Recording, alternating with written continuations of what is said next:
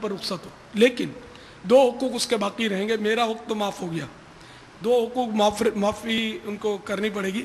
ایک تو حقوق اللہ باقی رہے گا، قتل میں حقوق اللہ بھی ہے، حقوق العباد بھی ہے، وارثوں کا حق بھی ہے. تو میرا حق میں نے معاف کیا، دو حق باقی ہے، وارثوں کا حق بھی باقی ہے، اللہ کا حق بھی باقی رہے گا. اچھا، اس کے علاوہ قانون پکڑ لے، یہ بھی ہو سکتا ہے، قانون تو پکڑے گا، اگر وہ ہاتھ میں آ گیا تو اس کو نہیں چھوڑیں گے.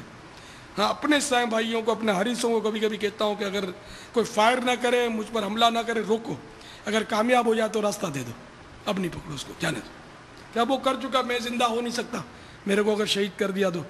اور ہڑتالوں سے، ان سے ان سے میں نے سب وصیت لکھ کے دے دی، کبھی ہرگز ہڑتال کرنا ہی نہیں ہے کہ مجھے اگر کسی نے شہید کر دیا تو آپ دوسرے مسلمانوں کو ستا کر بدلا لو گے.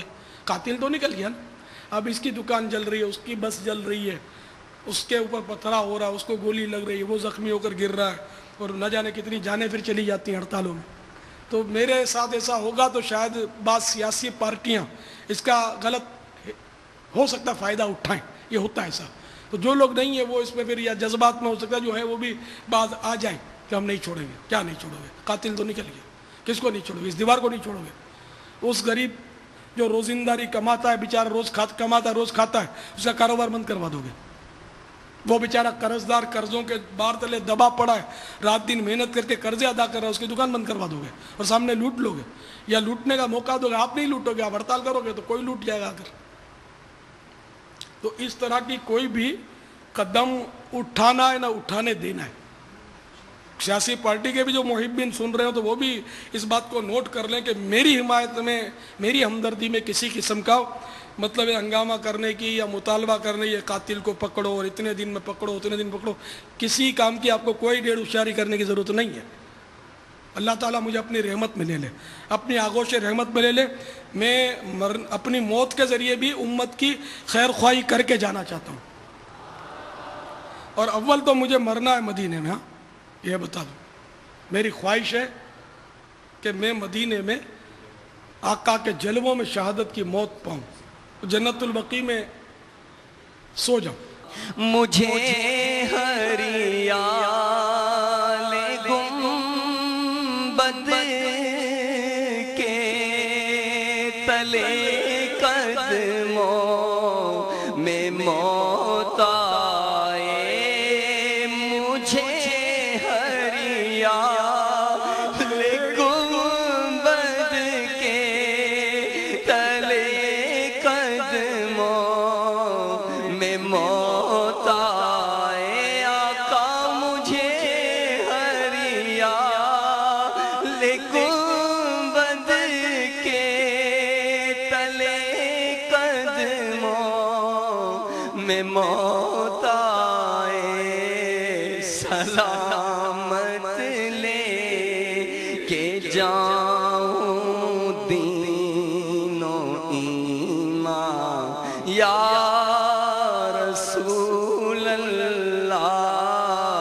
سلامت لے کے جاؤں دین و ایمان یا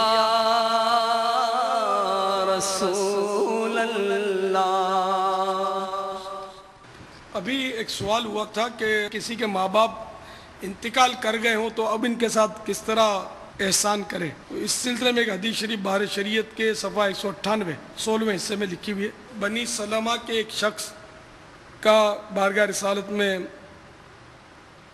ورود ہوا، حاضر ہوا اور عرض کی، یا رسول اللہ عز و جل و صلی اللہ تعالی علیہ وآلہ وسلم، میرے ماں باپ مر چکے، اب بھی ان کے ساتھ احسان کا کوئی طریقہ باقی ہے؟ فرمایا، ہاں، ان کے لیے دعا و استغفار کرنا اور جو انہوں نے عہد کیا اس کو پورا کرنا، اور جو رشتے والے کے ساتھ انہی کی وجہ سے سلوک کیا جا سکتا ہو اس کے ساتھ سلوک کرنا، اور ان کے دوستوں کی عزت کرنا. باپا، یہ آپ نے جو ماشاءاللہ فضائل بیان کیے، کاش مطلب میں تو اس وقت ان والدین سے بھی عرض کر رہا ہوں کہ اللہ کا کروڑ و کرم ہے، ہمیں ابھی ہاتھوں ہاتھ امیر سنت کے بعض وہ معمولات پتہ چلے کہ ان کا اپنے بیٹوں کے ساتھ، اپنی اولاد کے ساتھ کیا حسن سلوک ہے.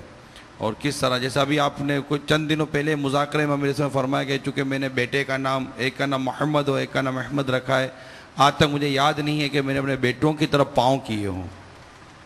یعنی یہ بیٹوں کا ادب، بیٹوں کی تعظیم، بیٹوں کا احترام یہ غالباً ایسا ملتا نہیں ہے معاشرے میں، سب سمجھتے ہیں. تو یہ بھی ان کے مطلب کردار سے ہمیں پتہ چل رہا ہے، کیونکہ لاکھوں ہو سکتا ہے کہ بے شمار ایسے والدین ہیں جو الحمدللہ میل سنت سے محبت کرتے ہیں، مرید ہیں، متعلقین ہیں، محبین ہیں. ان سب کے لیے ہمارے لیے ایک اس میں مدنی پھول چھپے ہوئے ہیں. بابا یہ بتائیے کہ اگر بالفرض کے اولاد نافرمان ہے، نہیں مانگتی معافی، ماں باپ بھی معاف نہیں کر یا نافرمان ہے، تو کوئی ایسی باتیں بتائیں نا کہ اگر کوئی ایسی سختی ہے تو وہ ٹوٹ جائے گا. دنیا اور آخرت میں سے کون سی پریشانیوں کا سامنا ہو سکتا ہے نافرمان اولاد کو؟ نافرمان اولاد تو صحیح بات ہے کہ بہت زیادہ نقصان میں، بہت زیادہ نقصان میں، کہ والدین کا نافرمان اگر روزہ رکھے اور نماز پڑھے، یہاں تک کہ وہ اس میں منفرد کی مانند بن جائے، نہ یکتا ہو جائے، اتنا گویا نماز روزوں میں وہ ترقی کر جائے، مگر وہ اس حال میں مرے کہ اس کے والدین اس پر ناراض ہیں، تو اللہ تعالیٰ سے وہ اس حال میں ملاقات کرے گا کہ وہ اس پر شدید غضبناک ہوگا. ایک حدیث شریف میں ہے جس نے والدین کو گالی دی تو جہنم میں اس کے سر پر گنتی میں اتنے قطرے گریں گے جتنے زمین پر آسمان سے پانی کے قطرے گریں گے. ہم اللہ عز و جل سے جہنم اور اس کے غضب اور ہر ایسے عمل سے پناہ مانگتے جس سے جہنم میں داخل ہوں. میرے آقا میٹھے میٹھے مصطفیٰ صلی اللہ تعالیٰ علیہ وآلہ وسلم نے فرمایا، مجھے اتنا کسی کے عذاب نے رنجیدہ نہ کیا جتنا ماں باپ کے نافرمانوں کے عذاب نے مجھے رنج و محن میں ڈالا، رنج و محنت میں ڈالا. محن محنت کی جمع ہے.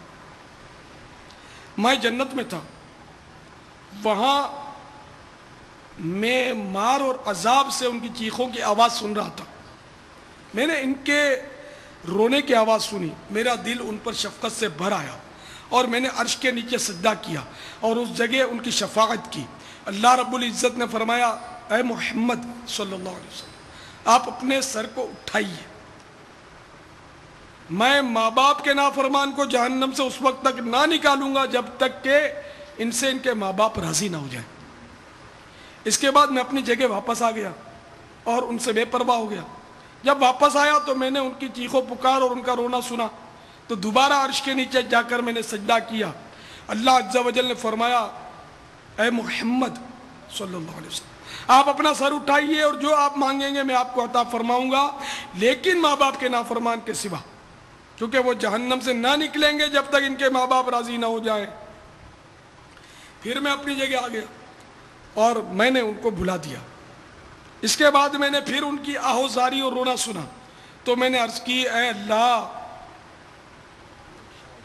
داروغہ جہنم کو حکم دے، مالک ان کا نام ہے فرشتے کا، ان کو حکم دے کہ ان کے طبقے کے، انہیں ماں باپ کے نافرمانوں کے طبقے کے دروازہ کھولے تاکہ میں ان کے عذاب کا معائنہ کروں، کیونکہ میں ان کی چیخوں کی آواز سن رہا ہوں. رب العزت جل وعلا نے فرمایا، میں نے اسے حکم دے دیا ہے. میں مالک کے پاس پہنچا، اس نے میرے لیے دروازہ کھولا تو میں نے بہت سے لوگوں کو آگ کی شاخوں پر لٹکا دیکھا اور عذاب کے فرشتے آگ کے کوڑے ان کی پیٹھوں اور رانوں پر مار رہے ہیں اور ان کے پاؤں کے نیچے سانپ اور بچھو دوڑ رہے ہیں جو انہیں ڈستے رہتے. یہ دیکھ کر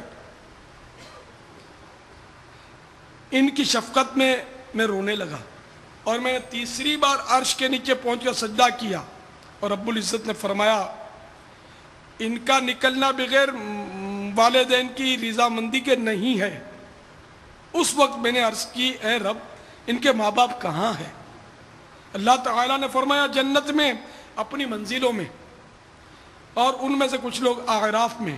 اعراف دوزخ اور جنت کے درمیان کا جو حصہ اس کو کہتے ہیں، اور کچھ لوگ جنت المأوا میں اور کچھ ان کے سوا میں. پھر میں نے عرض کیا، اے میرے معبود اور اے میرے مالک، مجھے پہچان عطا فرما ہر اس شخص کی جس کا والد جنت میں ہے۔ تو اللہ سبحانہ و تعالی نے مجھے ان کی پہچان عطا فرمائی، اور میں نے ان کے پاس پہنچ کر کہا اگر تم اپنی اولاد کو دیکھو جو عذاب کے فرشتے ان پر مقرر ہیں اور انہیں عذاب دے رہے ہیں، میرا دل تو ان کے رونے اور چیخنے چلانے سے بھر گیا ہے۔